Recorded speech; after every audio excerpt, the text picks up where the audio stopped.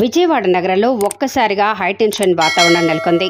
వివరాలకు వెళితే గన్నవరం నియోజకవర్గం మాజీ శాసనసభ్యులు వల్లభనేని వంశీ అరెస్టు నేపథ్యంలో విజయవాడలోని సబ్ జైలు నందు వల్లభనేని వంశీని పరామర్శించడానికి వైఎస్ఆర్సీపీ పార్టీ అధినేత వైఎస్ జగన్ సబ్ జైలుకు చేరుకున్నారు.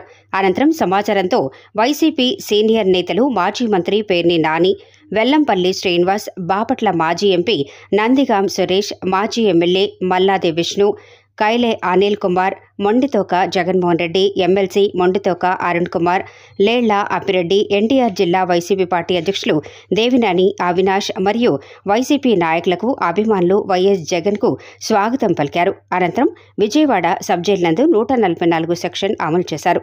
వల్లభనేని వంశీని పరామర్శించిన అనంతరం వైఎస్ జగన్ మీడియా సమావేశంలో మాట్లాడారు.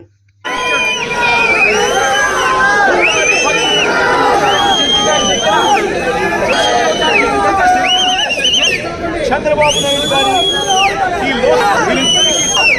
మనశ్శాంతి కరువైపోయింది. వంశీని అరెస్ట్ చేయలేకపోతున్నాము అనే గురుగుండి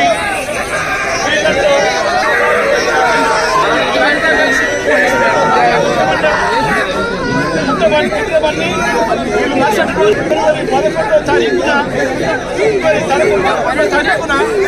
వీళ్ళు విజయవాడ పట్టపట్ట పోలీస్ స్టేషన్లో సత్యవర్ధన్ మీద వీళ్ళు ఒక ఎఫ్ఐఆర్ రిజిస్టర్ చేశారు.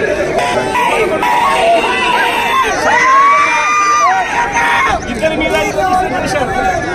ఓటును తప్పుతో పట్టించారు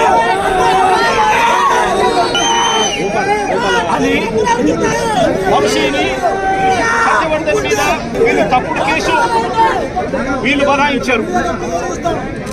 కోర్టును తప్పుదో పట్టించారు, తప్పుడు సాక్ష్యాలు ఇచ్చారు.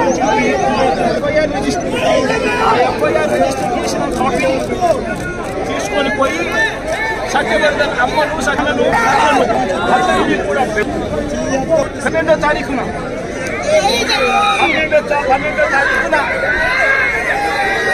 సత్యవర్ధన్ అన్న దగ్గర నుంచి ఒక కేసు ఏమని పెట్టించారు?